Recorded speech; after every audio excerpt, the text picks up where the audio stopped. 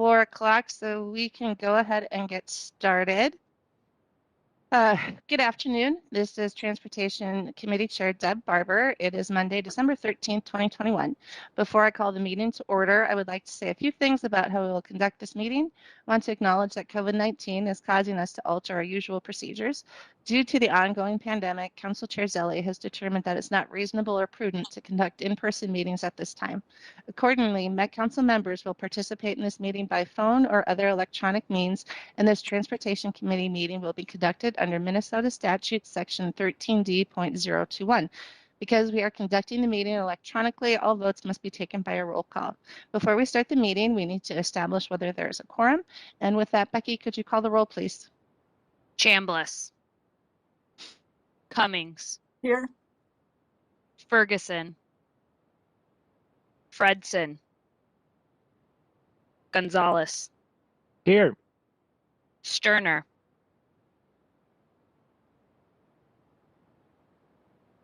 Sterner. He is online, but it looks like he's having a connection issue right now.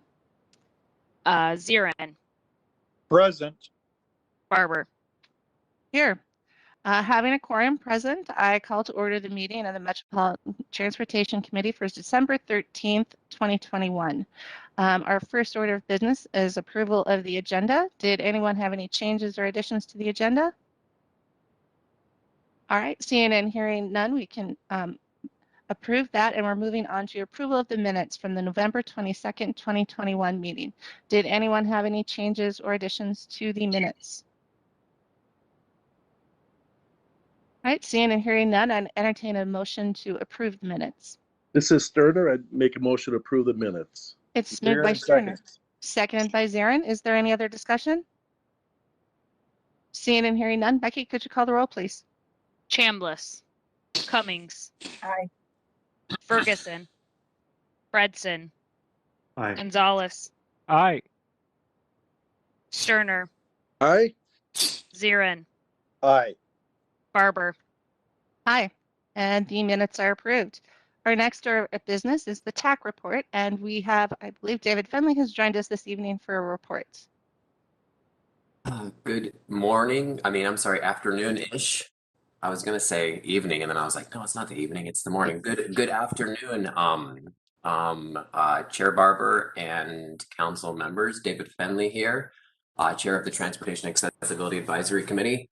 A couple updates. First off, we are well on our way to making our required 2022 appointments. We have 4 folks who have either been reinstated as incumbents or new folks. It's not official yet from Chair Zell, from the chair, so I don't want to drop any names quite yet, but we're well on our way for that to be released to the public, I would say probably by the end of this month. And I want to thank Councilmember Sterner and also Councilmember Wolf, who I don't think is on this committee, but they graciously invited myself to participate in the TAC member appointment process. So I think it went very well. I'm satisfied with the decisions we made, and I think that the process was a success. So at our meeting, our December meeting, we had your team who does your travel behavior inventory survey came to us. In the last survey that they did, the last pre-COVID survey they did, they got a response that 10% of respondents identified as having a disability. But that was as granular as the data went at that point. The survey team wanted to get a little more detailed information about what sort of disabilities and who is using the system. So they came to us with questions about the questions and also questions about language. We had a quite a long discussion. Did some kind of cultural corrections on the language that was being used. And I think a lot of that is going to be incorporated into the next survey that is provided. There is, I think, 2 extra questions that they are including on the next survey, in addition to that general, do you consider yourself to have a disability? So I think that will go a long way in identifying user needs. So I'm glad that they came to us for that. We also, a couple other things that we did at the December meeting. So 2022 is the 30th year that TAC has been around. So we decided as a group to, in whatever form it may be, to have some sort of celebration. We put together a work group that will be, I think, meeting probably early next year to decide what we're going to do for that. I think we're going to have some history. We're going to have a timeline of TAC. We're also going to talk about maybe some contributions that TAC has made to the overall transit system, and then mainly just highlight the successes of TAC, the successes of Metro Transit and the Metropolitan Council in its ability to serve folks with disabilities. And finally, we did so in the past.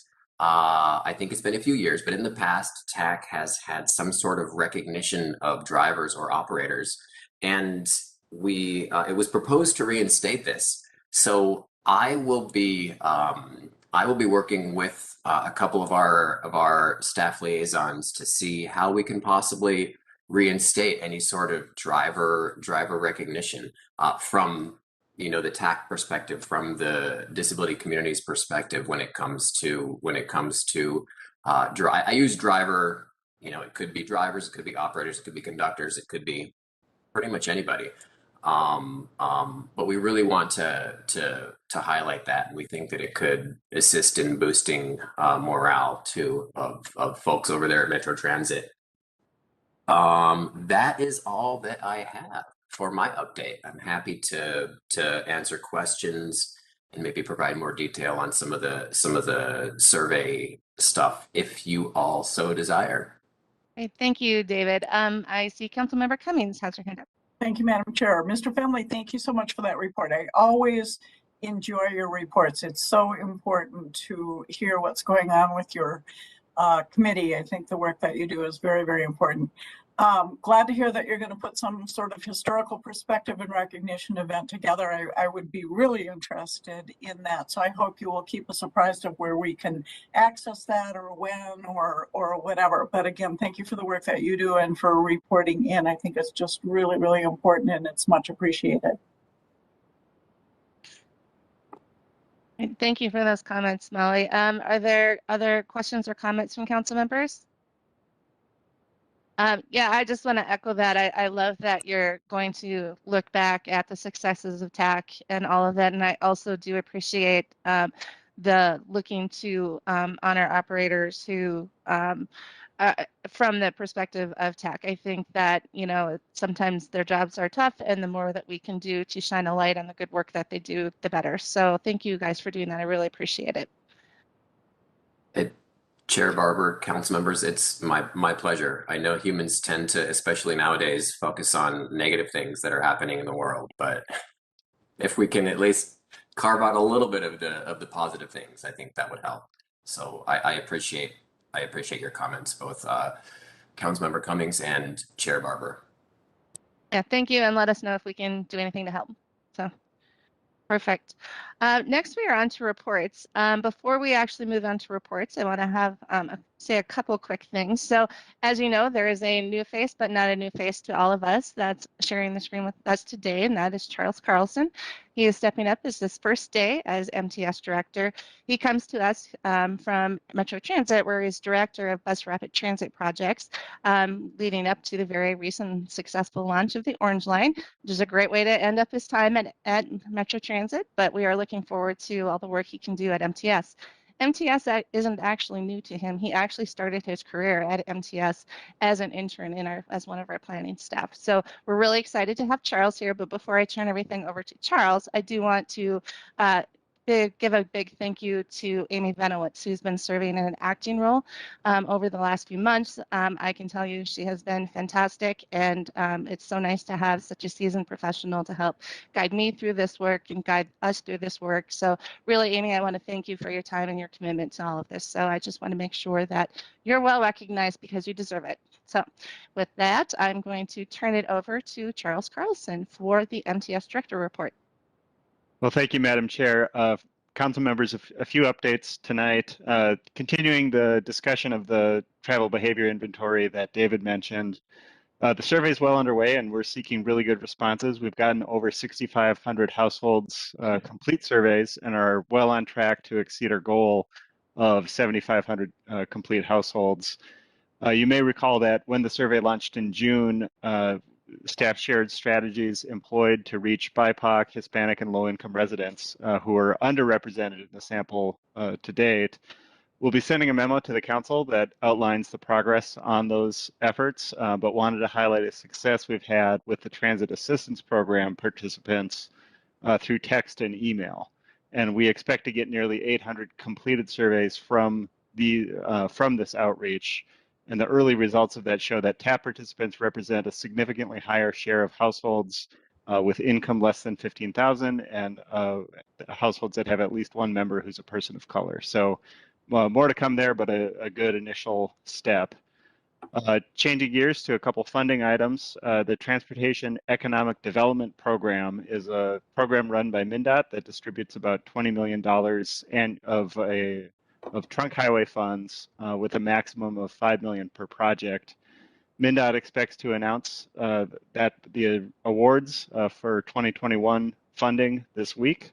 And the program provides competitive funding awards to construction projects on state highways that provide measurable economic benefits. So that news will be coming out this week. Last week, the council received an update on the state and MVEST forecast. Just wanted to share tonight that the year-to-date receipts are $332.5 million to the council, which is $20.4 million above forecast, which was 312. So a handful of percentage above forecast on the MVEST front. On the federal side, on December 3rd, President Biden signed a continuing resolution that extends government funding at FY 2021 levels until until February of 2022. So that will have the effect of pushing Congress's work more than halfway through the federal fiscal year of 2022. We'll have an information update on Metro Mobility tonight from Christine Kennan, but just wanted to end with a note about the snowstorms last Friday into Saturday. So with the snow coming, Metmo advised customers of the impending storm through the website, through social media, and rider alerts. And this messaging advises customers to cancel discretionary trips if they can. When riders cancel discretionary travel, as supply is reduced by the storm, it helps us meet critical needs. So Friday's on-time performance took a hit, as you'd expect with the snowstorm. In the East Zone, within a 30-minute pickup window, we were at 79% compliance. The West Zone was at 92% and South Zone at 90%. So typically we're in the upper 90s as a system.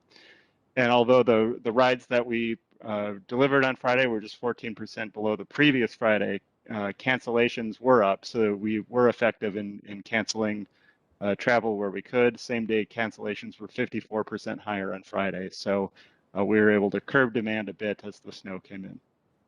That, Madam Chair, concludes my report. Thank you, Director Carlson. Are there any questions or comments from council members? There you go, a good successful first report. So there you go. Now I'm going to turn it over to Metro Transit General Manager Koistra. Thank you, Madam Chair and members. I'm going to start off with some good news. I'm pleased to report that the Federal Transit Administration has announced its approval of the Metro Purple Line to move into project development phase of the FTA New Starts program. We all know that the Purple Line is a 15-mile bus rapid transit line that is set to operate between downtown St. Paul and White Bear Lake starting in 2026. And now that the project has entered the project development phase, the Metropolitan Council assumes project leadership from Ramsey County. So our thanks to our partners at Ramsey County for their help in getting the project to this point, and congratulations to Craig Lamoth and the project team for this important step. Moving on to COVID update. We've had 59 cases reported since the last Transportation Committee meeting on November 22. That brings us to a total of 680 employee cases since the start of the pandemic. The month of November ended with 87 positive cases. This is the second most recorded in 1 month. November 2020 is the highest with 137 cases, and of course this follows the pattern that we've been seeing statewide. As of Friday, 79% of our employees had reported being fully vaccinated. That means 2,298 out of 2,915. Employees who are not fully vaccinated and who perform on-site work continue their mandatory weekly testing, and that's going well. So far, the program has identified over 70 cases, many of which prevented through testing, many of which prevented worksite exposures because of a lack of reported symptoms.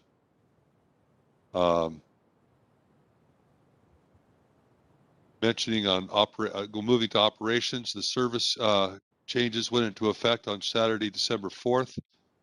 This is the same day we launched the Orange Line, and the service changes have left us in a better position to deliver reliable service with new staffing levels. Our current operator deficit is still around 15 operators, but that's well down from 70 operators short before the changes were made.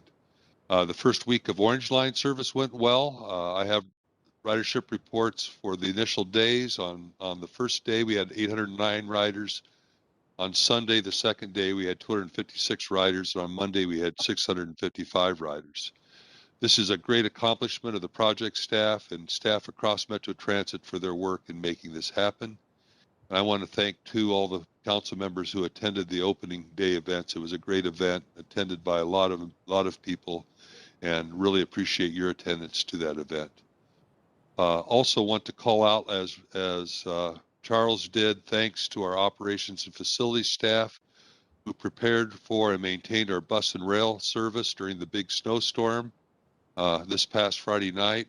Thankfully, we had just 6 total accidents and 36 stuck buses during the storm that dropped as much as 20 inches of snow in our service area. Transit Control Center and Rail Control Center staff managed to communicate out updates internally and to our customers throughout the storm. Facilities staff stayed working during the storm and over the rest of the weekend to clean up the facilities for our customers. And I want to conclude by congratulating Carrie Desmond for her recent inclusion on Mass Transit Magazine's 40 Under 40 list. Since joining Metro Transit in 2018, Carrie has supported improvements to our Haywood garage, has managed the design work of our new Minneapolis bus garage, and has been a leader in our transition to electric buses. So congratulations to Carrie. And that concludes my report. Thank you, Wes. Are there any questions from council members or comments? I just wanted to say kudos to Carrie as well, being nationally recognized. That is just awesome. And also just really excited that we got the Purple Line off the ground and federally funded, and you know, our new transportation along 35W. So that's great. Any additional, Councilmember Sterner? Yeah, I just wanted to say that the Orange Line kickoff was really great. I mean, the events at Lake Street as well as in Burnsville had some great conversations, and I think a lot of the riders and communities are very excited about the Orange Line opening up. They talked to a couple long-term riders, and I think it was really easy to navigate, and I think they're enjoying the new possibilities and the frequency of service too. So thank you. Thank you. Any additional questions or comments from council members? All right, thank you, General Manager. Next, we're on to our first item of business, which is the consent agenda. We have one item on consent. I would entertain a motion to approve the items on consent. Chair Barber, this is Sterner. I'd make a motion to approve the items on consent. Thank you. It's moved by Councilmember Sterner. Is there a second? Coming seconds? Seconded by Councilmember Cummings. Is there any other discussion? Seeing and hearing none. Becky, could you call the roll, please? Chambliss, Aye. Cummings, Aye. Ferguson, Fredson, Aye. Gonzalez, Aye. Sterner, Aye. Zirin, Sorry. Aye. Barber. Aye. With that, the consent agenda is passed. And we're on to our first order of business. It's business item number 2021-346. It's distribution of 20 million of coronavirus response and relief supplemental appropriate act federal funding. I believe we have Steve Peterson here to present. Thank you, Madam Chair and members. It is a mouthful. We coined that as CRRSA, the Coronavirus Response Relief Supplemental Appropriations Act. And this is an item coming before you from TAB, where it was approved in November. So when this act was passed last December, there's $20 million that was given to the MPO in the federal legislation to help with COVID relief. And the transportation funds within that federal bill, one of the approved uses for that was for transportation losses. And so what MnDOT did, at least in greater Minnesota, was this same approach as before you today. Was they looked at state aid cities, so those are cities of 5,000 or more population, and all of the counties, and looked at their state aid accounts so they could show losses were incurred. Those cities and counties were expecting a certain distribution from the state aid account, and they received less because of people were driving less during COVID and spending less money. And so a similar approach for the 20 million is proposed for you today here. The money would be administered not through the council, but through MnDOT state aids process, where those local cities and counties would have to document where they use the money.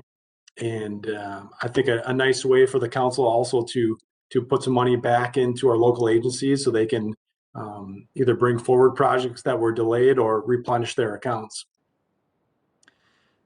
So this, how the distribution would occur is based on state aid formula, and that's shown on the last page of the action transmittal here today. So just as one example, Anoka County on the far top left here of the table would receive $1.5 million. The city of Andover, $119,000, and so on and so forth. So with that, Madam Chair, I think I will conclude there and just say that a lot of our city and county partners certainly were excited about this proposal and the opportunity here to before you today to replenish some of their accounts and some of their projects. So thank you. Okay, good, thank you. Are there any questions or comments from council members? All right, Councilmember Sterner. Yes, thank you. I just was wondering, would this help Anoka County pay their bill to Met Council with this money coming in, or are they planning to use it for other purposes? Thank you, Madam Chair and members. That would be up to them, to tell you the truth, how they would use that money, but we'll leave it at that. Thank you. All right, thank you. All right, any additional questions or comments from council members? All right, seeing and hearing none, I'd entertain a motion to approve business item 2021-346. Cummings moves approval. Second Moved by by- Chambliss. It's moved by Cummings, seconded by Chambliss. Is there any other discussion?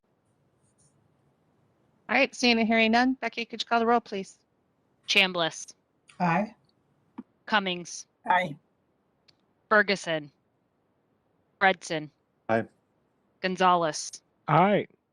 Sterner, Aye. Zirin, Aye. Barber. Aye. With that, the motion carries. Next, we're on to business item number 2021-347. It's a release of the 2022 Regional Solicitation and Highway Safety Improvement Program for Transportation Projects. And I believe we have Elaine here to present. Good afternoon, Chair and members of the Transportation Committee. My name is Elaine Koutsoukos, and I'm the coordinator for the Transportation Advisory Board. The proposed action for business item 2021-347 is that the Metropolitan Council concur with the TAB action to approve the attached regional solicitation packet, and including the Highway Safety Improvement Program solicitation for federal funding of $2026 and $2027, It also includes 2024-2025 funding for the travel demand management and unique projects, and to release the solicitation. I'll provide a brief overview of the process, which Steve Peterson has in the past presented more detail at previous meetings, and then the public comments received. Following the award of the projects in 2020 solicitation, TAB evaluated feedback from the regional solicitation process from applicants, scorers, and committee members. Through a series of work group meetings in the first half of 2021, TAB developed changes for the solicitation. Updates included adding a new application category for unique projects, updating the pedestrian safety measure in the roadway applications, and increasing points for safety in the spot mobility and safety application. The draft regional solicitation and highway safety improvement program applications were approved in September and released for public comment. In November, TAB reviewed the 92 public comments received from 58 commenters. The comments were documented in the public comment report attached to the business item. Major themes within the report are 40 comments were related to the modal funding ranges, with 35 of these comments requesting that investment be shifted away from roadway expansion to investments in transit, bicycle, and pedestrian improvements. 5 of the modal funding comments supported increased investments in roadways. Most of the modal funding comments also commented on the need to reduce the impacts of climate change by reducing our investment in roads and reliance on the automobile. 8 comments were specifically related to investing in safety, such as safe bicycle and pedestrian facilities and intersection improvements. 4 comments were related to simplifying the solicitation application process, and there were a number of comments supporting specific projects within the region. TAB members acknowledged the comments. As reflected in the comments, TAB had updated the safety measures and the weighting and determined that the funding ranges included in the solicitation will allow for flexibility when selecting the projects at the end of 2022. TAB approved the final regional solicitation and the HSIP applications for release. With that, I would be happy to answer any questions. Thank you, Elaine. Are there questions or comments from council members?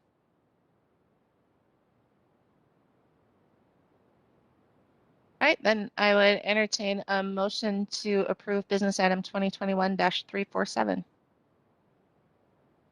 Fredson, I'll move approval. It's moved by Fredson. Is there a second? Second by Gonzalez. Seconded by Gonzalez. Is there any other discussion? All right, seeing and hearing none. Becky, can you call the roll, please? Chambliss, Aye. Cummings, Aye. Ferguson, Fredson, Aye. Gonzalez, Aye. Sterner, Aye. Zirin, Aye. Barber. Aye. With that, the motion carries. Thank you, Elaine. Thank you. Thank you. All right, next we're on to business item 2021-343. It's a contract for fuel supply for the North Star Commuter Rail Service. And we have Jeremy Spildy here. Hello, Madam Chair and committee members. My name is Jeremy Spildy. I'm the maintenance manager for North Star Commuter Rail. I'm here today to present business item 2021-343 for the North Star fuel supply contract with Mansfield Oil Company, and then ask for your approval to award and execute the contract in the amount not to exceed the $4,514,400. North Star has been providing commuter rail service since 2009. This service requires diesel fuel to power our trains. Due to the service reduction, we've tried to make it transparent as possible on the amount of fuel North Star should require each year. The first year being 250,000 gallons, second year 300,000, third year 400, fourth and fifth 475,000 gallons. The anticipation is that North Star will increase its service each year as the pandemic subsides and then riders return. On September 14th, the council solicited bids for a 2-year contract with 3 one-year options. The fuel price will be fixed per gallon with the daily OPIS price added to that amount. Mansfield Oil Company was the lowest responsive and responsible bidder at the $4.5 million.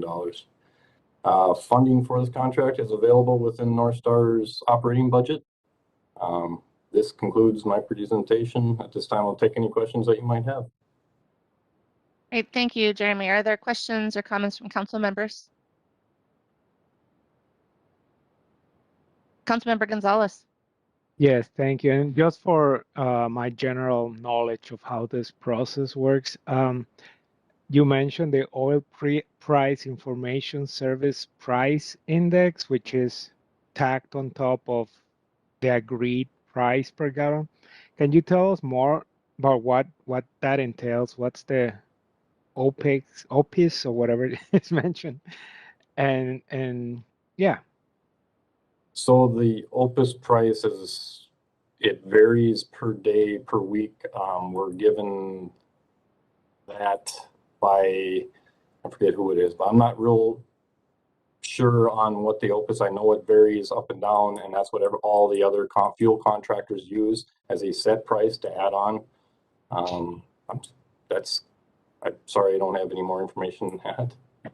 That's fine. Thank you. Yep. Councilmember Zarin. Thank you, Chair Barber. My obvious question is, what if service was ended? What would happen to this contract? Madam Chair and committee members, per the contract, this isn't a guaranteed that they are able to sell us all this fuel. So it's not a guarantee. Follow up, please. Go ahead, Councilmember Zarin. So does that mean if that we're not obligated to spend the $4.5 million if service was ended? Madam Chair and committee members, that is correct. Yes, okay, that is correct. Thank you. Yep. All right, any additional questions or comments from council members? All right, then I'd entertain them. Oh, sorry, pardon me, Councilmember Cummings. Sorry, thank you, Madam Chair. I'm always curious when we only get a single bid on something. What's the thinking? I know that it was adequately completed and solicited and so forth, but I'm just curious, why do you think there was only a single bid? Do you have any kind of idea about why that was? Madam Chair and committee members, procurement sent out an email to several of the vendors that were given the bid opportunity. They received a couple of responses. One response is because we don't have, on bus side, they have a fuel, like a bulk fuel tank on site. At North Star, we do not have a bulk fuel tank on site. The deliveries have to happen at night when our trains are here in the yard. So all the vendors have to have an employee or hire an employee just for our service to work third shift to deliver the fuel. And that kind of puts a burden on it, on us that way. That's kind of and then right now with the difficulty of hiring employees with the pandemic, it's hard. So it's a hard. Okay, that's really helpful to know. Thank you. Yep.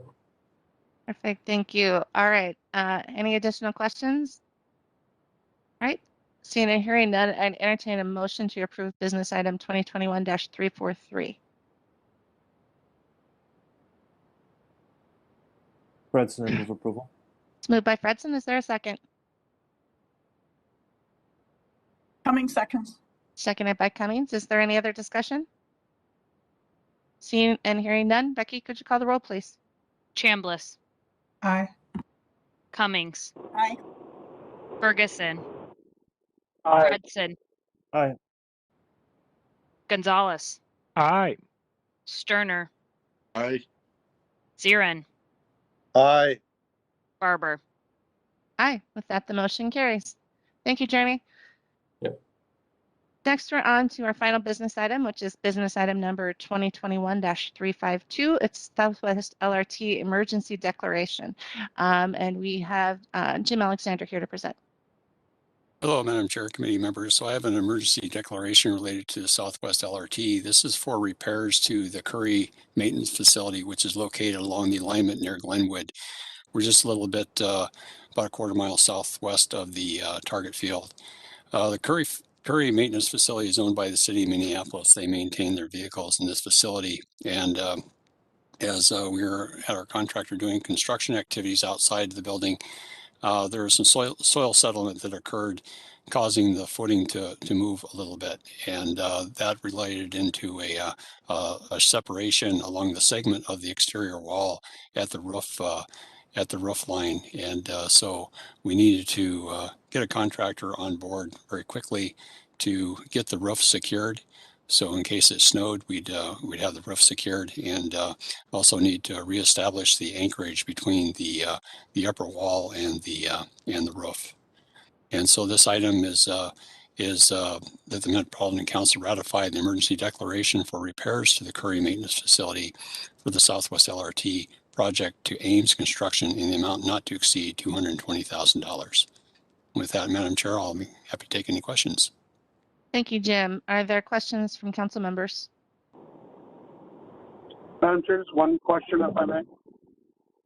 Oh, yes, of course. Are there any things that, any cases where this would be at the cost of the contractor and not at our cost? You know, any mistakes or anything that would happen that would be the contractor's expense, not ours? Sure, Madam Chair, committee members. Well, our first order of business was to get the building secured, and that is something that's being evaluated. We actually brought in another consultant to help us with that evaluation, so that's still to be determined. Okay, thanks. Okay. Councilmember Zarin? Well, yeah, thank you, Chair Barber. Would it be safe to say there could be potential litigation going forward on this? Madam Chair, committee members, at this juncture, I would not anticipate that. We're actually in cooperation, working cooperatively with the city of Minneapolis on this, and we are working through the issues. I don't see this heading that direction, but we'd be certainly advising the council if we are going to head that direction. But at this juncture, we're looking just to solve the problem. Thank you, Jim. Okay. Any additional questions or comments?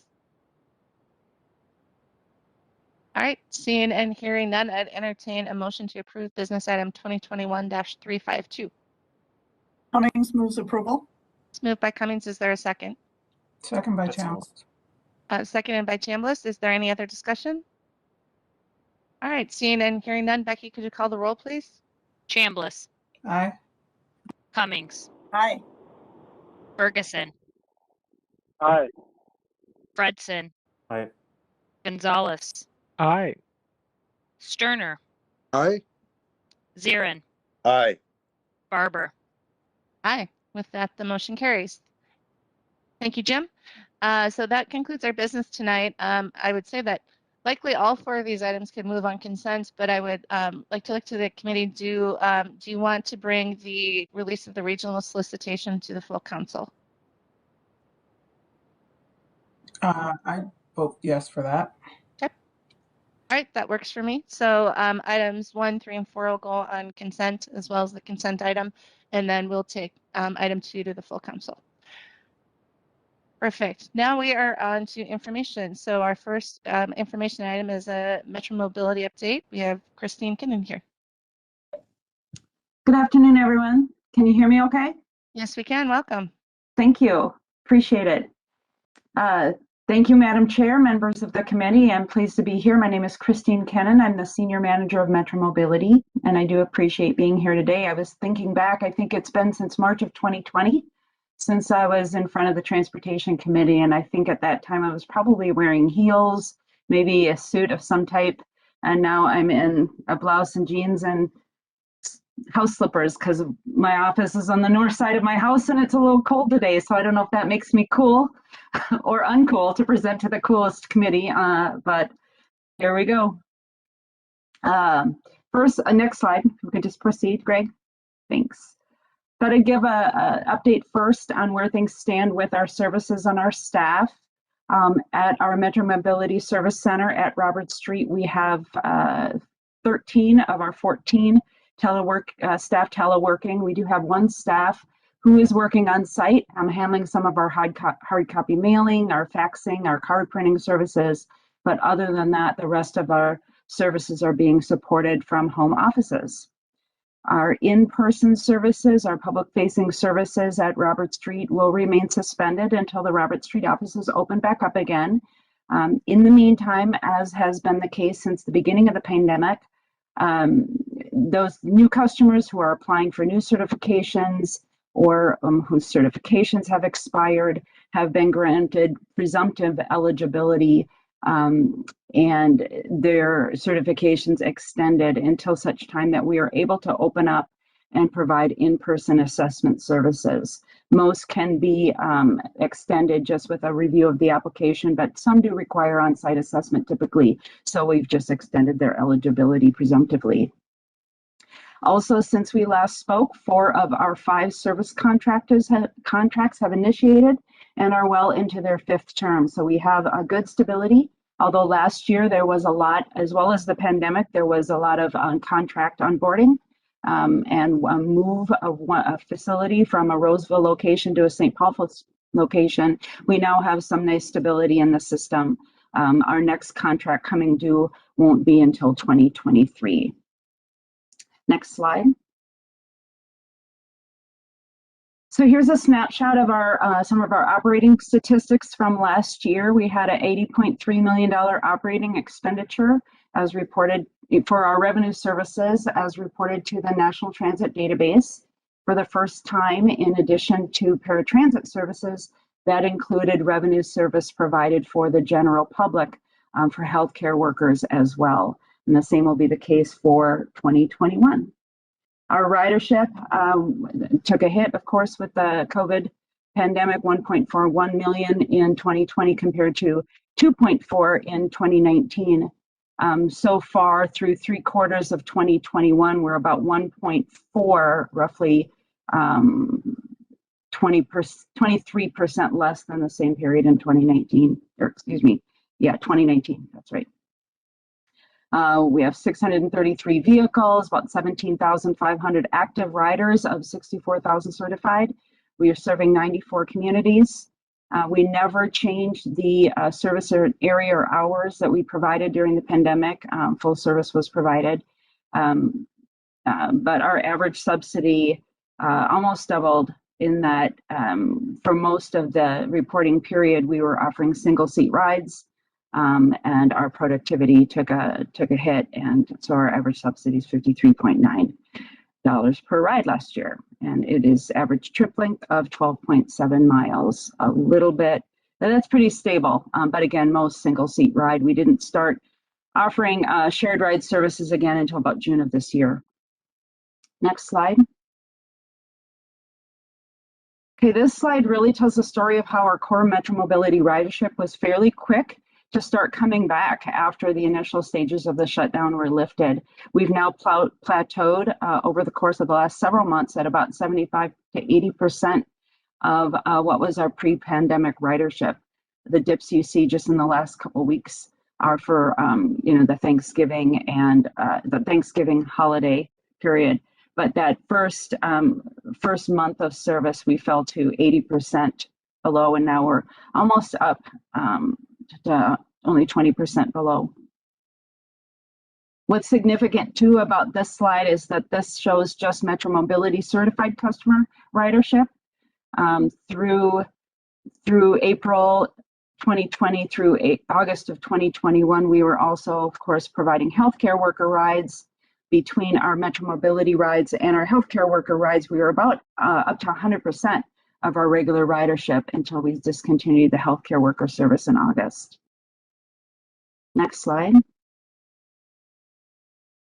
Okay, this next slide shows our service quality as compared to our key performance indicators of on-time performance, appointment times, and on-board times.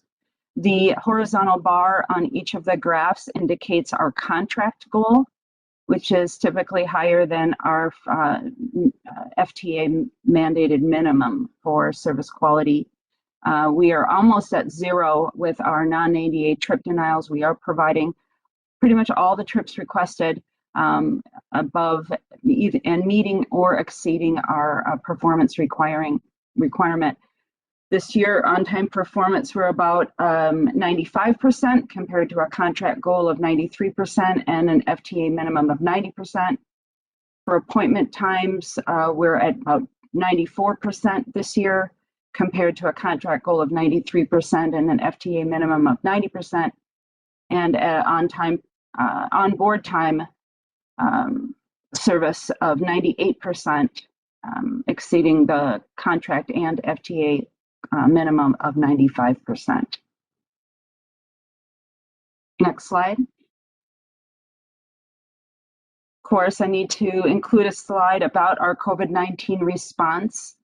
Our contracted drivers, management teams, customer service staff, project administrators, really all who are supporting our service operations and our customers have worked tirelessly throughout to respond to rapidly changing information and conditions, updated requirements, and I want to just appreciate that. Here is just a high-level list of some of our current COVID-related initiatives. We still, of course, have our COVID safety requirements in place. Our bus operators, our customers are required to be masked at all times in service. Our operators have disposable masks on board to provide to customers who don't have one. We have passed through the vaccine requirement and weekly test requirement for anyone not mandated to our contractors for compliance, and that is systemized now, and that's been in place since middle of October.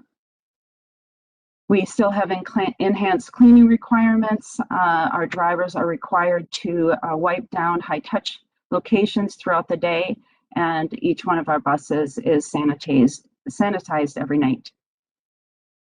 We still have a modified escort policy in place. What this means is our bus drivers, if they're able to confirm that our customer does not need close escort for safety, they are allowed to socially distance by 6 feet and just visually confirm that the passenger is getting from door through door safely. We are also still providing alternative service under our taxi contract for any customer who needs to get to a medical appointment or facility and is showing symptoms of COVID-19.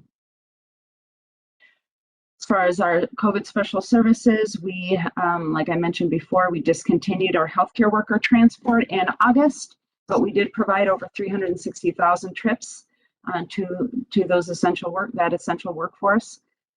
We still are offering curbside trips, which is a service option that allows our customers to book a ride to a pharmacy or a quick pickup for a grocery, something like that. Have the bus wait outside for 20 minutes while they go in and pick up their items, and then they can come back to a waiting bus. It's much more efficient for our contractors to just schedule one bus for the round trip. And it's proven popular for our customers, providing over 38,000 to date. We have discontinued our food shelf deliveries. TransitLink has provided the bulk of the deliveries so far this year, but still we have provided almost 25,000 food shelf deliveries across the 7 counties during the pandemic. We also still offer our grocery and goods delivery service. Our customers can book a ride for their groceries or goods instead of themselves for free. And I also want to express appreciation to the state for their coordination and making sure that we had good access for our vehicles at the State Fair website, or excuse me, State Fair vaccine site. And then we also provided trips for a state vaccination site at Oakdale that was targeted specially to serve customers with disabilities. Next slide. And of course, this pandemic has caused all of us to live and communicate within a new normal, and our remote working environment has challenged our team to look at new ways to connect with customers, meeting our customers where they are, if you will, and trying to continually adapt. We did send out 2 hard copy newsletters this year. We typically send every 6 months, so we stayed on that rhythm, but we've also increased our customers lists, subscription list of customers who would like to receive information virtually or electronically. We now have nearly 5,000 customers on that distribution, and so we're able to pull together kind of interim newsletters with service updates and keep people more routinely informed. We held 2 community conversations online. We had not had a larger community conversation since 2019, and so we were too absent from our broader customer base. So we decided to pull together a virtual one via Microsoft Teams. So instead of the typical the small tables in a large room where we had small group conversations, we were able to break participants up virtually into the, the conversation rooms or breakout sessions within the Microsoft Teams platform. So that was successful enough, although we did have some lessons learned, but that was successful enough that we'd like to do one again in the first quarter of next year. Our paratransit evaluators also initiated a virtual assessments pilot in August. So applicants are offered a virtual meeting to assess their eligibility for Metro Mobility certification following an application review. Much like a virtual appointment can be conducted with a healthcare provider, we're now offering that service as well. We've had completed over 200 virtual assessments, and we have appointments booked through the remainder of the year and into 2022. So anyone needing an in-person evaluation after they've had that virtual assessment, we will just grant them presumptive eligibility until such time that we can come back into the offices and meet with them in person. But so far, customer feedback has been positive, and so we're really pleased with that. Next slide. So throughout all, our team has continued to work hard to improve our service and our system efficiency. In April of this year, we finally launched our online booking platform that allows customers to book their rides online without going through their Metro Mobility provider, and it allows the users to track their vehicle as it approaches. The service has offered, about 19,000 customers have booked their rides to date on that platform. We have also partnered with Transportation Plus, our taxi provider, to launch a customized iHail application that will support additional requirements of our premium on-demand service contract. The new application allows any Metro Mobility customer to book rides directly through their own mobile device or computer without first going through their regular Metro Mobility provider to get validated. The app works with iPhones and Androids and can be downloaded from app stores.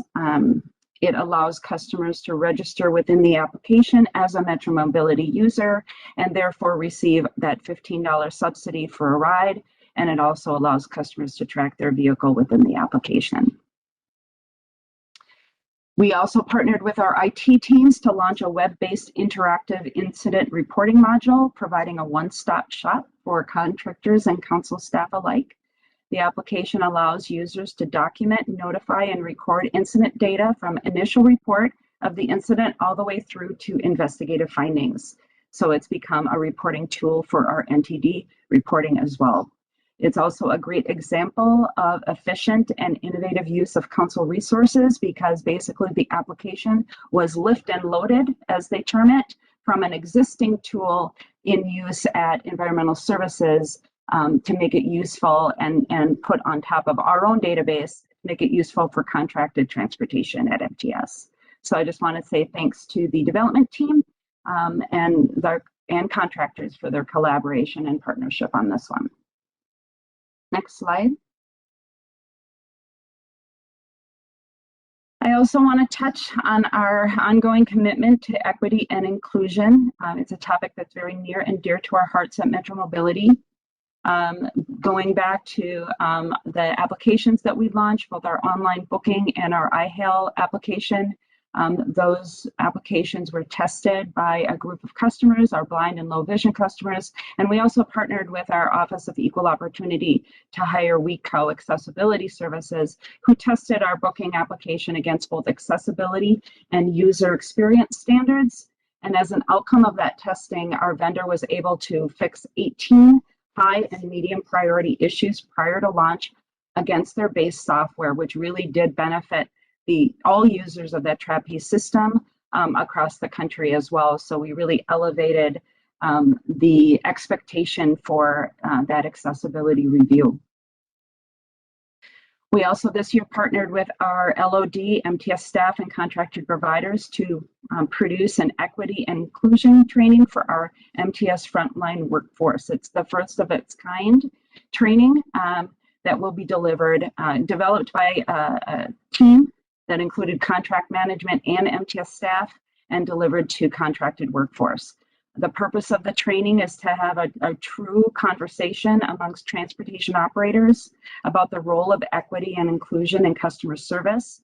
And the training program highlights the Metropolitan Council's perspective and expectations for equitable and inclusive service delivery, care for self and others for our frontline workforce. The training rolls out to our contracted driver staff this week, and we expect to train the entirety of our frontline workforce, over 800 staff, in the first quarter of 2022. Next slide. As you know, under the Americans with Disabilities Act, Metro Mobility is required to provide service that is comparable to the service offered by the region's all-day local regular route bus and train system. Specifically, this means we must provide the federally mandated service within 3/4 of a mile of any all-day local bus or rail route in the Twin Cities with similar hours of availability. So when the regular route system is updated with new service hours or areas, new routes or trip times, Metro Mobility does the same review to align our own service with those changes. So over the last few months, staff across 5 departments, Metro Transit Strategic Initiatives, Metro Mobility, IT, Business Systems, and GIS and Communications have all worked to identify needed updates across the system. And I mention this today since most recently, changes from the Orange Line will expand our ADA service area in the South Metro. Initially, we will be expanding hours and service levels to match the regular route growth. And then early next year, we'll be looking at areas where service has been reduced since our most recent update. And as those are identified, we'll inform our customers through letter and detailed information on our website of any changes that may impact them at least 6 months in advance of the changes being made. Next slide. And then last but not least, I want to illustrate that for just like every other transportation provider in the country, staffing shortages and workforce shortages for our providers is impactful. Currently, we're running about 10% short of our ideal workforce. What we're doing is partnering with our contractors to be innovative with recruitment and retention strategies. We're also exploring hourly contract rate increases that could be applied to the front line within our spending authority. We know that the minimum starting rate as defined in contracts has not been competitive in the current market. And as a result, we're seeing in our largest contracts about a 39% reduction of year-over-year hiring from this time last year. It is becoming a little bit more difficult to meet our on-time performance goals across our system without our driver levels where they need to be. So it was very helpful that we are back to providing Metro Mobility service rather than an additional healthcare worker service, being that, we pretty much utilizing the entirety of the workforce that we have on our own core system. And that is the last slide, but before I close, since I don't get in front of this group very often, I want to take the opportunity to thank and congratulate my team and the entirety of our contracted providers team for their work throughout the last 2 years. The amount of collaboration, communication, creative problem solving is just something I don't think I've ever experienced in my career before. It's to their credit that we've been able to provide the service that we have been throughout this pandemic from home. So thank you again, and with that, I can take questions.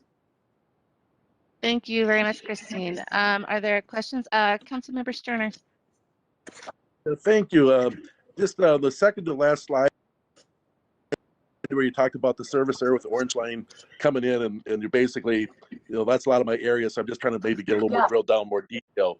So Sure. I have had some riders that use a service in Rosemont that we haven't been able to problem solve where it is. So between like Invergrove Heights and Rosemont, will you see that area shrinking down of where the service area will be, or could you maybe get a little more detail on that? Yeah, let me clarify, and I don't want to misrepresent. So what we're looking at is not a reduction of our service area on whole. We are examining what is the ADA service area versus what would be provided within a non-ADA. So if an area, and then also making sure that our service hours are roughly matching what is provided. So, and most of those changes would be on overnight service, where Metro Transit maybe has significantly reduced some of the overnight service. We'll be examining the impact of that and making adjustments down the road 6 months from now for anything that would be a curtailment. But a service area right now, what we're looking at is all expansion. That orange line and all of the related routes has really kind of offering all day, more regular transit service, public transit service, and our ADA service area must align with that. And so we're actually going to be increasing that ADA service area in that region that the orange line touches. Okay. Follow-up question with it. Will it also improve our weekend service as well with it, or any change on weekend? Yeah, anywhere their hours are improved on the regular route system will commensurately improve Metro Mobility service hours. Okay. All right. Thank you very much. Appreciate it. Yep. All right. Additional questions or comments from council members? Councilmember Cummings. Thank you, Madam Chair. Thank you, Ms. Cannon, for this report. I think it's just amazing what you have been able to do, what you and your team have been able to do. I think that the creativity, the flexibility, the commitment to the service as reflected in this presentation is really something to be very, very proud of. I think it's pivoting in short order and with shifting sands and not knowing day to day what is going to come around the corner next, and being able to take care of so many people in so many different ways that were not a part of the equation before. I mean, the healthcare workers, 362,000, that's incredible. And the curbside trips, the food shop, the grocery and goods, and then getting out to challenging populations where it's difficult for them to get the vaccines, and all the things that you were able to do, I think, are pretty amazing. Another thing that I think was really important, I think all of us in this pandemic situation have wanted as much peace of mind as we could get, which is pretty hard to come by.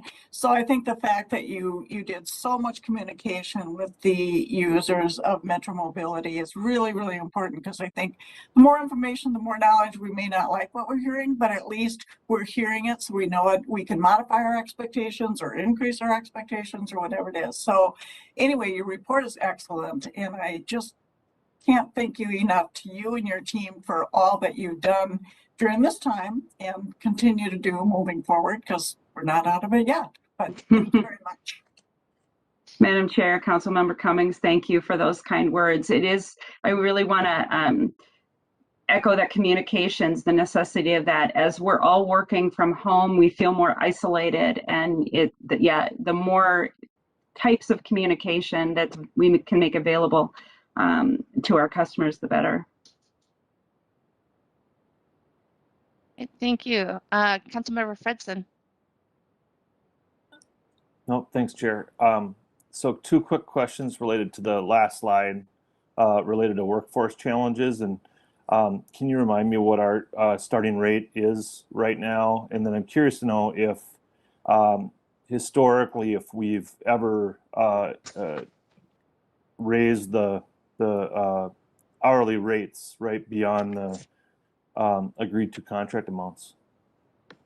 And if you don't know the answer to that question, Thank you, Madam Chair, Councilmember Fredson. So right now we have in our existing contracts a minimum starting rate of, I think it's $17.75.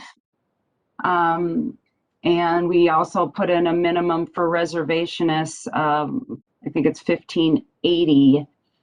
We did make a similar adjustment in 2016 to 2017. I think it initiated in 2016, took effect in 2017 to boost the hourly rate, and then we made it required that our contractors apply that rate adjustment to the front lane wages.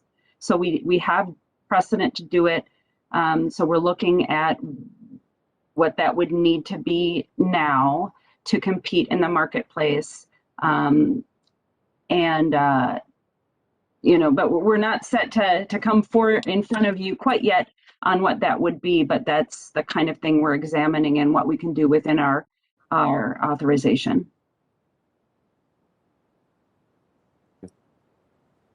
Councilmember Chambliss.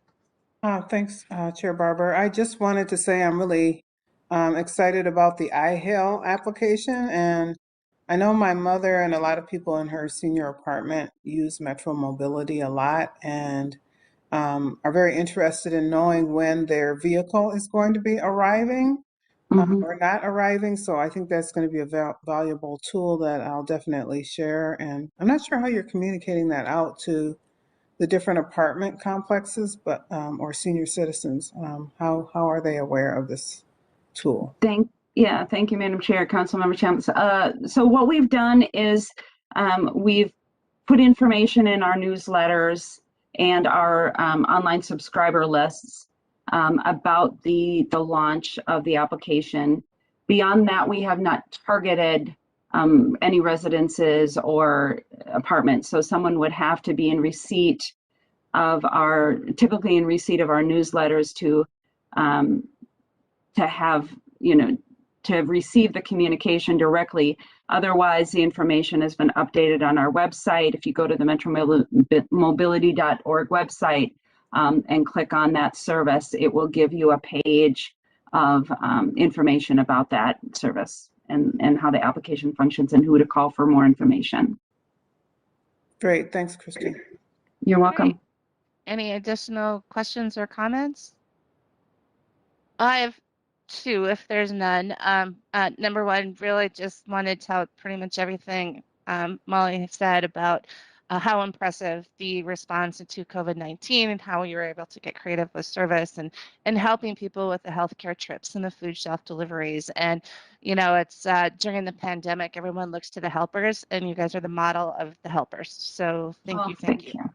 Thank you. Then just another thing I wanted to mention. So I served on the Metro Mobility Task Force a few years ago, and what I can tell is we came out with a list of recommendations to help improve service and accessibility and efficiency. And I just want to commend you also because you see that woven throughout all of this. And when I look at the slide with the key performance indicators and such a low rate of denials and some of these things, especially as our service is ramping up, it's really, really quite impressive. I mean, that was a big undertaking several years ago, but you can definitely see that you and your team have taken that to heart and kind of wove it throughout everything. So very impressive. Thank you, Chair Barber. I appreciate it. Absolutely. All right. Well, I think if there's no more hands, we can let you go. So thank you, Christine, very much. We can move on to our next information items, which is a Better Bus Stops update. And we have Barry Farmington and Paul Lamb here, I believe. Thank you. I'm Barry Farrington, and I'm here with Paul Lamb from the Engineering and Facilities Department. And we're here to update you on Better Bus Stops progress over 2020 and 2021. Better Bus Stops works to improve the customer experience at the bus stop through transit information, accessible boarding areas, pedestrian connections, shelters, and maintenance of those shelters. And many Metro Transit departments work together on the program. Better Bus Stops began as an equity initiative and continues to focus on access to opportunity for all. First, I'm going to highlight the impact the program has in serving customers and review the program's racial equity metrics. And then Paul will cover recent capital project progress and other programmatic improvements. Next slide, please. So first, why is it important to put attention and resources into bus stops? This chart shows the average weekday bus boardings by passenger facility type and whether under pre-pandemic conditions shown in the yellow bars or our current ridership in the red bars, you can see that sheltered bus stops have higher use than any other category of passenger facility. Sheltered bus stops are where bus riders access the system the most. And there are nearly 900 shelters across approximately 12,000 bus stops in the system. Next slide, please. Better Bus Stops was initiated in 2014 as one way to demonstrate the agency's commitment to racial equity in response to community members. Metro Transit received a competitive federal grant to launch the work.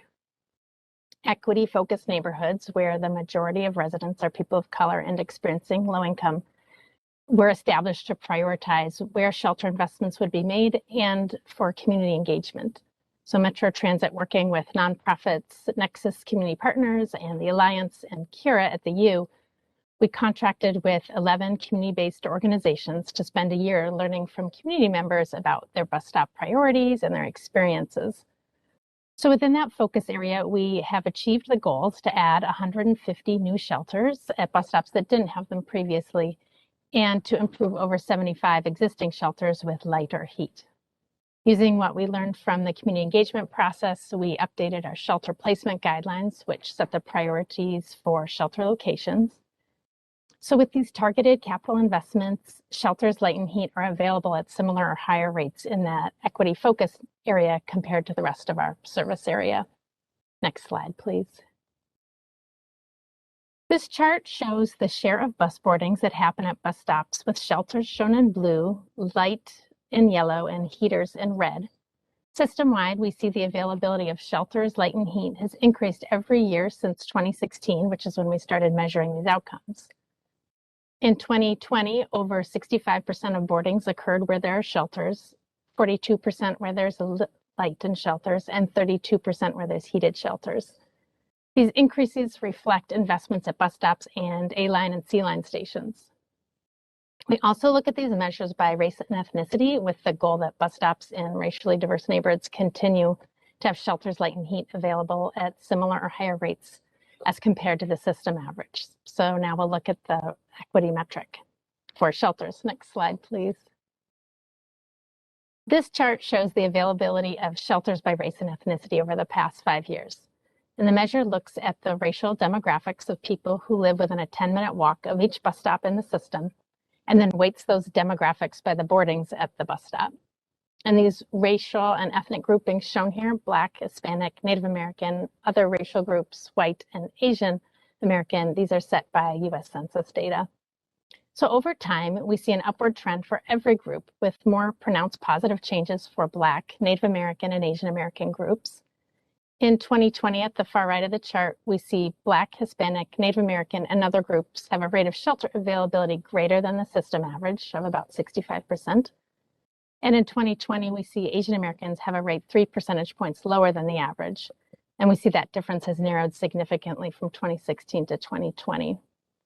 So we checked this outcome for Asian Americans in the metric at the bus stop level, and we found this rate has more to do with ridership patterns and residential patterns. And we didn't find a lacking of shelters at high boardings bus stops located in predominantly Asian American neighborhoods. Overall, the 2020 average for Black, Indigenous, and people of color was 68.4%, which is above the system average. And the trends are similar for light and for heaters. These metrics align with the Title VI of the Civil Rights Act analysis that was presented at your November meeting. And we see the strategy put in place with Better Bus Stops to focus shelter capital investments within neighborhoods where the majority of residents are people of color has worked to address gaps. And so as we continue to invest in bus stops across the system and service area, we continue to keep our attention on these equity metrics. Next slide, please. So looking to our future goals, we maintain that racial equity goal, and we've added goals focusing on accessibility. And this means removing obstacles, creating clear spaces at bus stops, constructing concrete boarding areas, and investing in pedestrian access at bus stops.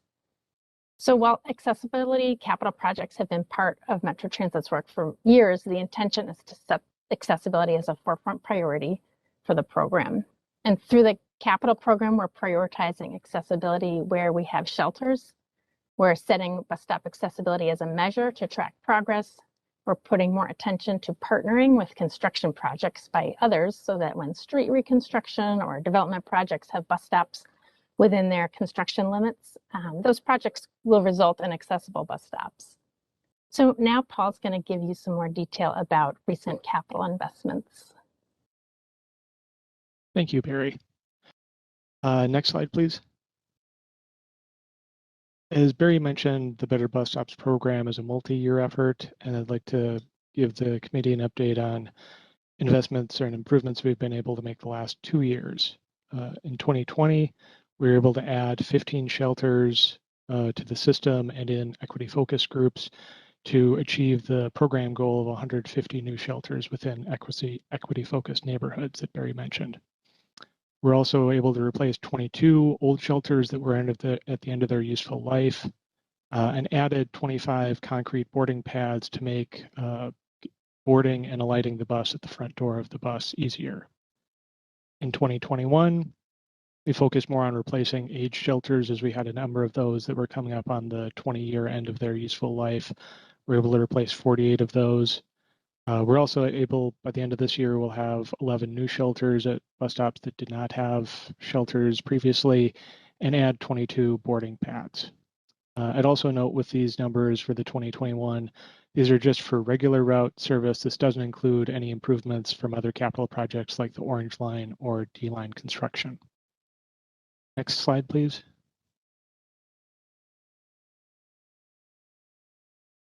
And as I mentioned, we focused more on replacing shelters this year, and as part of that effort, we looked at increasing the pedestrian accessibility around the shelter at the bus stop overall as we replaced those.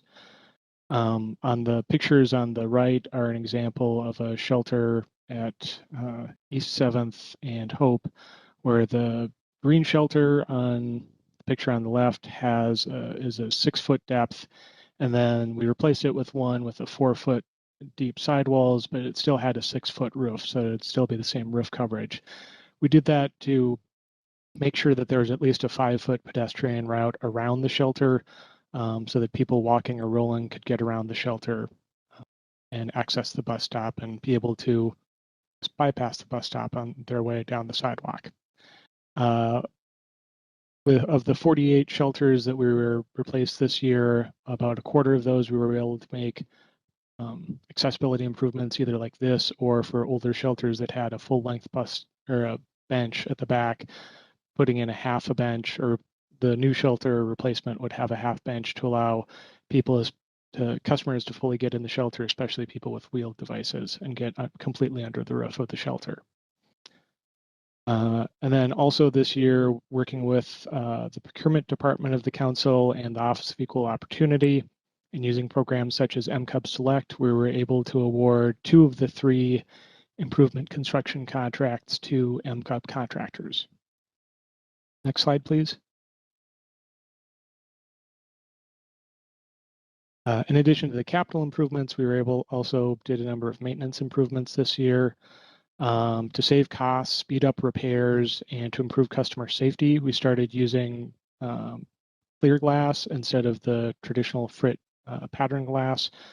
We can get clear glass a lot faster, months faster than frit glass because of the frit glass baking and production process. So this change allowed us to really speed up repair of broken glass. We're going to be continuing this going forward. It'll be phased in over several years, and shelters will be addressed based on the need for repair and then with installation of new or replacement shelters overall. This year, another maintenance improvement, we were able to start testing out putting in art in shelter glass to deter breakage and provide visual interest in the community. Mark Granlund from the Engineering Facilities Group gave a presentation on the arts program to this committee a couple of weeks ago, and this is one of the aspects and one of the pilots from that. The fish on the shelter in the lower right-hand corner is on a shelter at Maryland Avenue and Clarence Street near Lake Phelan in St. Paul. Our maintenance department was also able to hire additional staff this year to clean and repair shelters and to make the customer experience at the shelters, at shelter bus stops better overall.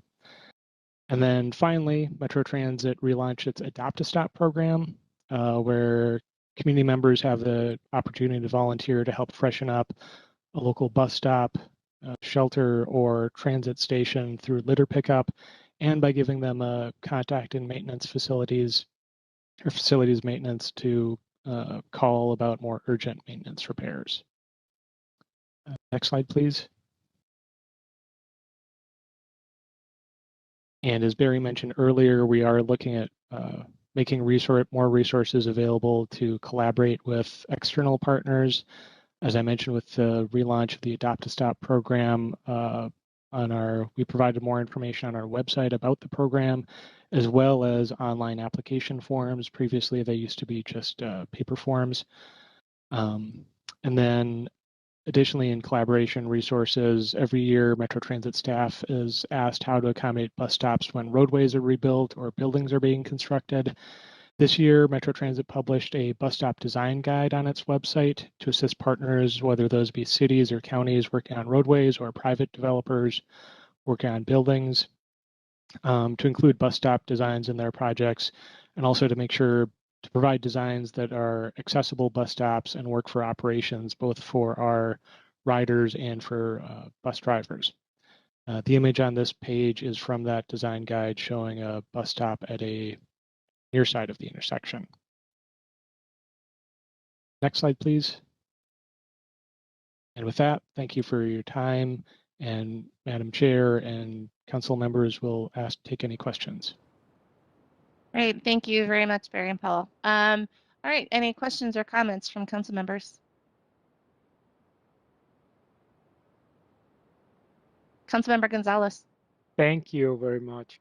And just a question about the great work that you've done so far and that you share with us during your presentation. But I'm wondering how much of that is going to be embedded on the way the council does its works in the future. What I'm getting at is that we see a lot of what you mentioned was retrofitting, improvements to shelters that were already constructed, but can we kind of think ahead so we don't have to retrofit stuff if we do it, if we apply the lessons that we learned so far, consistently and thoroughly from now on? Chair and council member, that's a very good question. In terms of applying these moving forward, the discussion about clear glass was had with the BRT group, and that is something that we included in the most recent local route shelter procurement, but the BRT group is going to be including in future, actually I think their current BRT shelter construction package, as well as Gold Line and other BRT lines moving forward. And then, as I mentioned, the older shelters had full-length benches to provide, I guess, spaces for more people to sit. That's something that the last 2 or 3 local route shelter contracts that we've had, we have discontinued that and do have shorter benches to allow people to wheel fully into that. Into the shelter area. So those are some things that we've already integrated into current contracts and are looking at carrying that forward. Barry, are there any other examples you can think of? No, I was just wondering about that part of the process, especially since the Gold Line is going to be expanding into District 12, which is my district. So I was just hoping that those new ideas and practices will be incorporated in the future as we expand and create new lines, in addition, of course, to retrofitting the old ones. So thank you. Thank you. Additional questions or comments? Councilmember Cummings. Thank you, Madam Chair. I just want to say that I think that the bus stop is the beginning of the experience, the transit experience for those who are using transit, and we're trying to increase ridership, bring back old riders and encourage new riders. And I think that this program is so important, and I love the steps that you're taking it to make it nicer while we wait for our bus. And I really love the artwork. I think that's really, really important. So thanks for what you're doing, and thanks for the report. And see, we have Councilmember Sterner. He has this hand up, but he's got. Okay, thank you. I hope you can hear me. Yep, we can.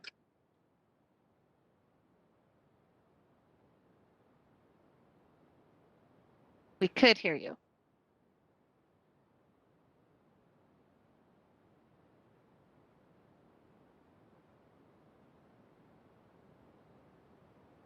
This with there you go.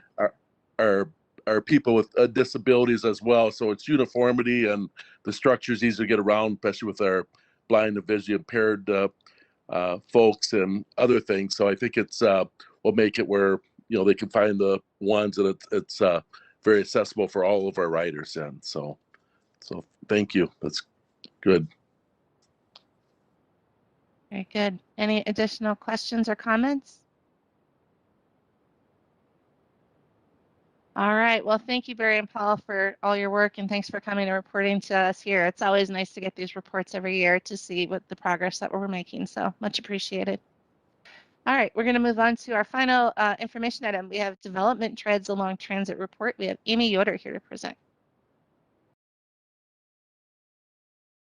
Thank you, Madam Chair and committee members. My name is Amy Yoder. I am a planner in the Transit-Oriented Development Office at Metro Transit. So I'm presenting today on the 2021 Development Trends Along Transit report. This is a report that our office has been putting out for 5 years and 3 years in this format, so it might be a little bit familiar for folks. We'll see. One thing to keep in mind as we go through the report is that this is focusing on data up to 2020 primarily. I will be doing a short preliminary COVID-19 impact analysis, but the bulk of the data in this report only goes up until 2020. Next slide. Starting off with some basic definitions for this report, this is focusing on high frequency transit, which is local bus rapid transit, and light rail transit that operates every 15 minutes or less on weekdays between 6 a.m. and 7 p.m. and then on Saturdays between 9 a.m. and 6 p.m. Within that definition, both the North Star and the Red Line Transitway do not qualify as high frequency transitways. So those won't be included in this analysis, although our office is exploring some different ways to look at those transitways as well. For this report, we're focusing on multifamily residential that is 2 units or more and is new construction. Most of the permits that are included in this report are for multifamily developments with 5 units or more, but we do include everything down to an ADU. The other types of development that we're looking at are commercial, which includes renovations, public and institutional, and industrial, also including renovations. Within those, we will not be looking at airports or any utility projects like transportation transit projects. Next slide.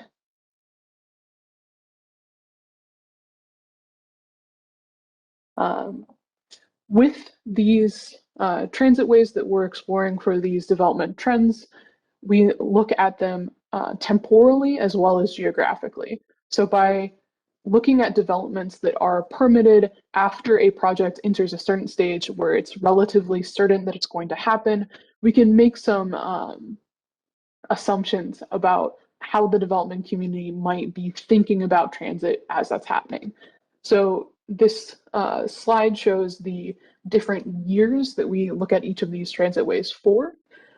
So Blue Line 2003, up to more recently the Gold Line starting in 2018, where we look at high frequency local bus routes. If there's a high frequency transitway that comes in after a high frequency local bus route was already qualifying, the point prior to the new transitway will count for high frequency local bus, and the point after the new transitway will count for the orange line or whatever that will be. Next slide. This map shows the general areas, the buffer areas along the high-frequency transitway routes, the large capital projects, in addition to the quarter-mile buffer surrounding those high-frequency local bus routes that are included. This land area makes up just 3% of the 7-county region by land area, and then on that land area in 2020, we saw 30% of the regional development value was permitted for areas near high-frequency transit. Now, next slide. This is where I'm going to go into a very brief, very preliminary look at how the COVID-19 pandemic seems to have lots of kind of qualifiers there, might be impacting development in the region. This first slide shows a graph using those regional permit data from the Met Council that have been used throughout this report and have been used in the past. Going from 2009 to 2020, both development near high-frequency transit and development in the region was on a pretty steady positive upward trend until 2019. However, in 2020, there's a pretty significant drop, both near high-frequency transit and in the region generally. So it's a little over $4 billion, I believe, for the regional total in that point. That's to be expected, kind of what we assumed and what we had been seeing anecdotally in development around the area. So we wanted to look at any other outside data sources to try and get a better understanding of what that impact might have been and whether or not the region appeared to be recovering yet. So next slide. Pardon. We looked at Dodge construction data and performed our own internal analysis of some of this kind of generalized construction reports and permit values that are coming out of that data source. This is looking from 2019 on by quarter. 2019 was actually a bit of an outlier of a year, so those totals are fairly high. Of note to me, you see, the graph shows in dark blue, the bottom section of the stacked bar chart, high-frequency transit was a very high percentage of construction occurring in 2019. Then the expected drop-off in Q1 of 2020, both regionally and within high-frequency transit areas, just kind of kneecapped. Development drops way down. A bit of recovery in Q2, and then as the pandemic begins to set in 2020 in Q3, lower values of construction going in both near high-frequency transit and in the region. Most positively, most hopefully, we can look at 2021 in Q2, where construction values in the region appear to be recovering at a very, very large rate. So people are building. We want it, next slide, please. As part of this kind of preliminary analysis of the COVID-19 impact, I specifically wanted to look at multifamily residential housing and how that seems to have been being impacted. Again, anecdotally, it seems like perhaps residential development might have been recovering sooner than some of the other types of development. So this chart shows the Dodge construction values just for apartments in the region from 2019 to Q3 of 2021. Once again, seeing really high percentages of that construction value going in near high-frequency transit and continuing to be a high share near high-frequency transit throughout the period that we're looking at. Once again, seeing kind of that recovery starting to happen in later 2020 and speed up in Q2 of 2021. So finally, for this preliminary analysis, we can't draw any strong correlation or causation arguments, but we can see that development, construction, it's coming back. Why is it coming back? That's the part that we can't make any statements on, but the numbers do show that construction is recovering in the region. Next slide. Sorry, I have really bad allergies, so I'm like trying not to cough constantly. Moving into the kind of traditional portion of this report, looking at developments that we're seeing in permitted data from the region. Since 2003, we've seen $15 billion permitted development value along high-frequency transit. That represents 39,200 multifamily units that have been permitted near high-frequency transit, which is 39% of the multifamily units in the region. All told, that's 35% of total development value on that just 3% of land area. The chart at the bottom of this slide shows some of those of their raw form. For residential, we're looking at 41% of the regional development value being near high frequency transit, commercial 39%, public and institutional 28%, and then industrial 7%. Next slide.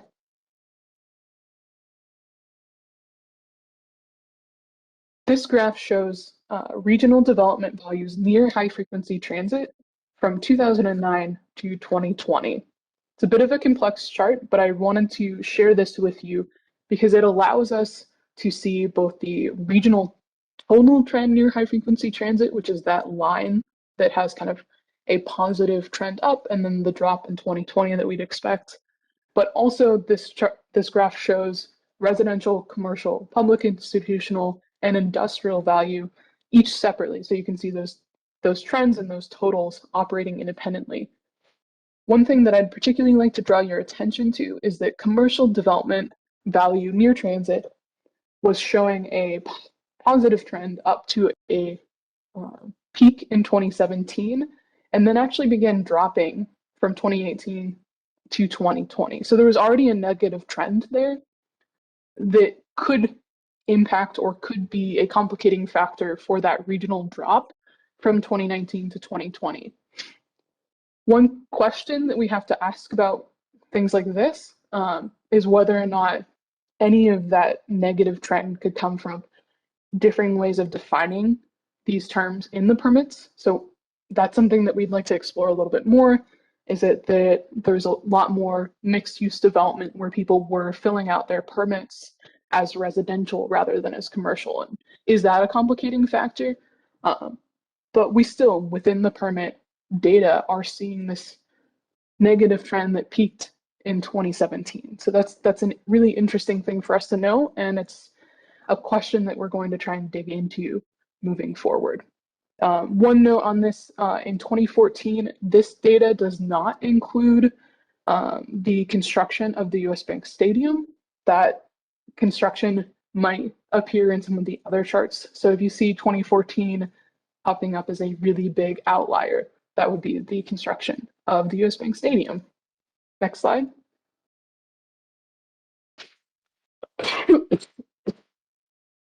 Apologies. So this slide shows one of the many maps that are included in the full report, showing multifamily residential value from 2009 to 2020 along these high-frequency transit ways. On the map, you'll see some dots are a saturated kind of orangey color and some are faded out. The saturated dots are those which are within both the geographic and temporal bounds for the report. So those are the ones that are counted as being within transitway borders. We didn't include as many maps in this presentation as we have done in the past, partially because a lot of the trends are fairly consistent.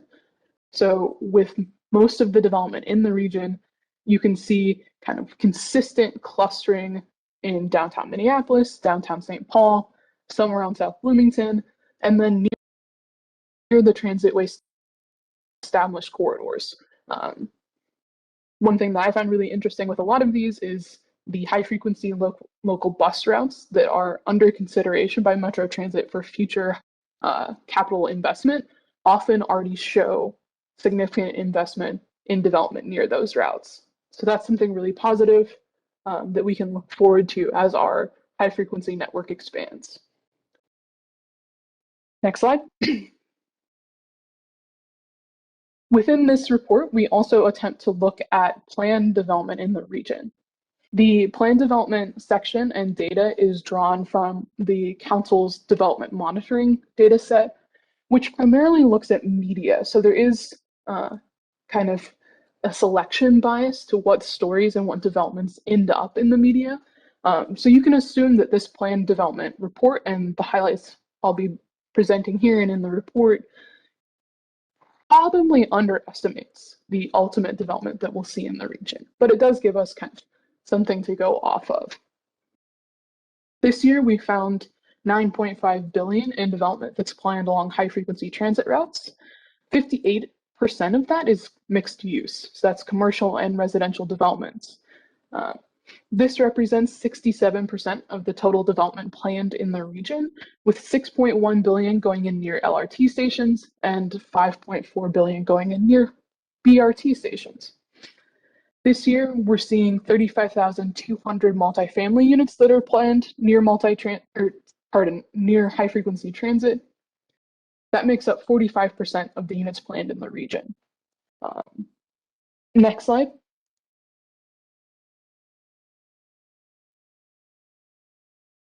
One of the things that I wanted to pull out and focus, although the report will have further maps and more information on the planned developments that we're seeing in the region, is the extent of mixed-use sites along both new and upcoming high-frequency transitways and established transitways. So this map shows yellow dots that are near high-frequency transit routes that show mixed-use developments. There's a number of new planned mixed-use sites near existing transitways like the Green Line and the Blue Line, in addition to some going in near the Green Line extension, the Orange Line, kind of all of these different transit routes, both new and old. Just amazing amounts of mixed-use development that's making the news and is planned for the region. Finally, next slide. I wanted to do a spotlight on one of our BRT routes that's kind of been established for a while. So we looked at the A-Line BRT. The data for this goes back to 2014 and up to 2020. This slide, we've got kind of a picture of one of the new developments near the A-Line and general summary of some of those key statistics about the A-Line. Permitted since 2014, we've seen over 1,300 multifamily units, and we have another additional 6,000 units planned near the A-Line BRT in the coming years, kind of doubling the amount of residential development value that is expected there. Near the A-Line BRT, we've already seen over $300 million in commercial value that's permitted near that line. And increasing amounts of both mixed use and public and institutional value as well. Next slide. Just an update for all of us. The A-Line BRT opened in June 2014, so we actually saw a pretty significant investment in units prior to opening. So in 2014, as the chart shows, there was almost 300 units permitted near the A-Line BRT. And then in 2018, another kind of jump up of units being invested or being built in this area. One of the things that I wonder about with this kind of 2014 initial investment in residential units and then a bit of a lull and coming back is perhaps this was an example of having a line build up a little bit, build that kind of transit-oriented community. Community is the corridor, more connections to more destinations, getting going as the line is established. Can't draw causation there, but it's interesting. I'd also note that the the MN United station or stadium was getting started and getting established around the same time. So there's interesting things that were happening there with the development of the line and with its popularity. I did find information showing that we had 94% on-time performance in 2018 with the A-Line BRT, which is just super cool to me. I have a lot of friends who live around there and they really appreciate the A-Line. Next slide. So finally, the development trends report this year and in past years has shown concentrated growth along high-frequency transit, particularly as the transit network has grown and become more established. 39% of multifamily units built in the region are located near high-frequency transit, and 35% of the total regional development occurred on that 3% of regional land area that constitutes the high-frequency transit area. We're also anticipating an additional 35,200 units of multifamily housing coming in on that 3% of land, which is just going to be really great for our transit network and for our transit connected communities.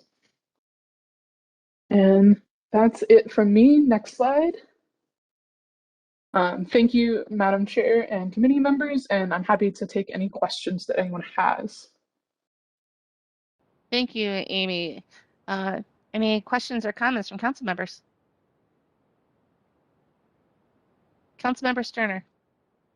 Yes, thank you. Great presentation. I really enjoyed it. Early on in the presentation, you talked about like the red line and the North Star. I'll add that one, but my angle is the red line.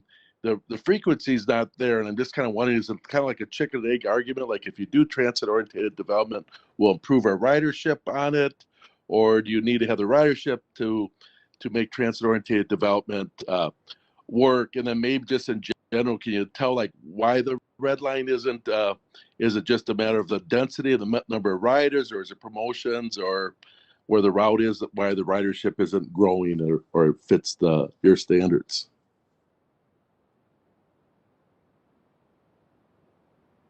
Sure. Thank you, Madam Chair and Councilmember Sterner. Unfortunately, I think that question probably goes beyond the scope of my office and this report. I know that those decisions about frequency were made before I joined Metro Transit. I believe that my supervisor is on the line if he wants to jump in on, Michael Krantz, if he wants to jump in on that, but that's probably beyond the scope of the report for right now. Yeah. Michael? Yeah, Michael Krantz. I'm the acting program manager for the TOD office. As Amy mentioned, we're really just focused on where we have existing high frequency transit and taking a look at what sort of development trends we're seeing there. But in terms of the relationship between the red line and TOD, I don't think there's any reason we couldn't see and don't see TOD along the red line. But yeah, the service decisions that really comes from Metro Transit Service Planning Group.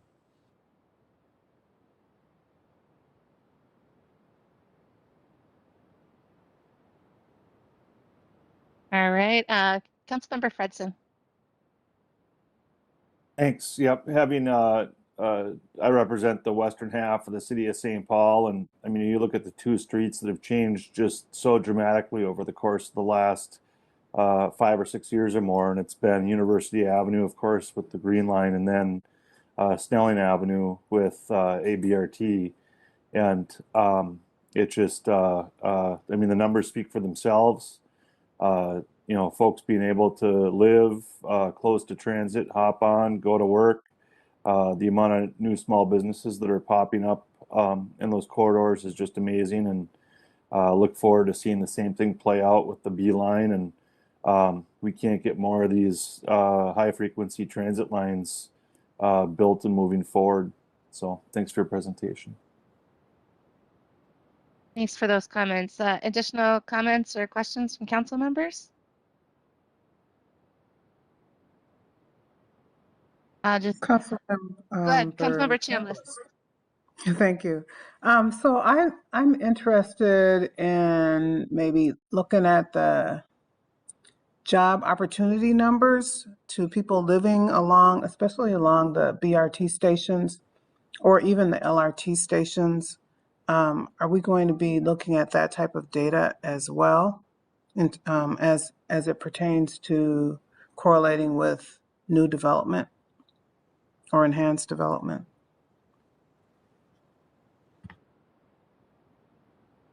Thank you, Madam Chair and Councilmember Chambliss. I believe that the Met Council's research team out of Community and Development has presented on some of those numbers. They're working with some of the same data sources that we are, but they do take a more regional perspective on some of those analyses. We haven't looked specifically at job access along with this report.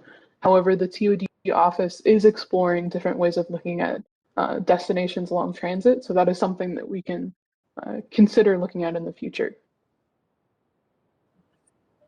Well, thank you. I think just kind of looking at it alongside this data would be quite eye-opening, and you know, just kind of show us how the Development Act affects quality of life and wages, job opportunities, those types of things. Because I know a lot of times, you know, we're talking about what happens with gentrification, and I've often thought of, well, if a area is gentrifying, are the wages and employment opportunities improving for people who live close to those corridors so that their income keeps up with their rent or the cost of owning a business in those areas?